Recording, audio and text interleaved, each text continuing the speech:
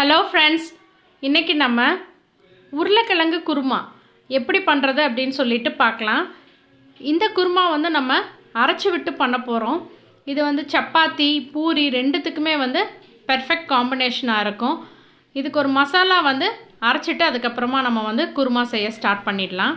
ஈஸியான டேஸ்டான இந்த மசாலாவுக்கு ஒரு மிக்சி ஜாரில் 1/4 கப் அளவுக்கு துருவின தேங்காய் எடுத்துக்கோங்க. இது 50 கிராம் கிட்டக்க வரும். இதில் சின்ன துண்டு பட்டை 3 கிராம்பு சேர்த்திக்கோங்க. 1/2 ஸ்பூன் அளவுக்கு சோம்பு, 1/4 ஸ்பூன் அளவுக்கு கசகசா. இதில் 5 பல் போல் பூண்டு எடுத்துக்கோங்க. நாட்டு பூண்டு. இது சின்னதாக ஒரு துண்டு இஞ்சி சேர்த்திக்கலாம். 1 டேபிள் ஸ்பூன் அளவுக்கு பொட்டுக்கடலை இல்லைன்னா பொரிக்கடலை. இதை தண்ணி ஊற்றி நல்லா இந்த மாதிரி பேஸ்ட்டாக அரைச்சி எடுத்துக்கலாம். இப்போ குருமா தாளிச்சிடலாம். நான் இன்றைக்கி கடலெண்ணெய் எடுத்திருக்கேன் 1 டேபிள் ஸ்பூன் அளவுக்கு.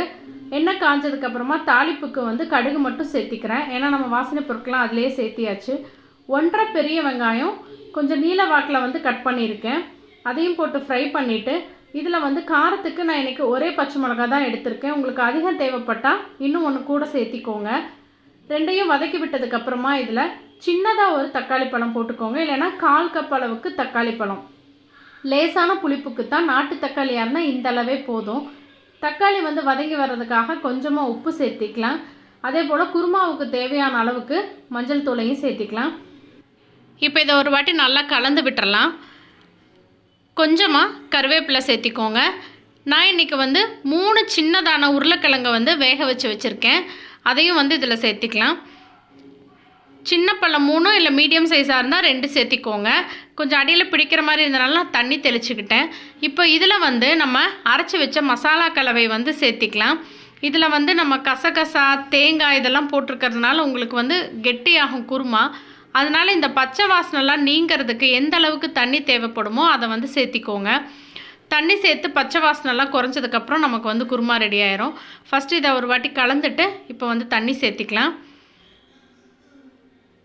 தண்ணி சேர்த்து நல்லா கலந்து விடுங்க. இந்த மாதிரி பண்ணுறதுனால நமக்கு இது சப்பாத்திக்கும் டேஸ்ட் நல்லாயிருக்கும், பூரிக்கும் நல்லாயிருக்கும். எப்போதுமே உருளைக்கிழங்கு இல்லை கடலை மாவு ஊற்றுவோம். இந்த மாதிரி ஒரு வாட்டி ட்ரை பண்ணி பாருங்கள். கண்டிப்பாக டேஸ்ட் எல்லாருக்கும் பிடிக்கும்.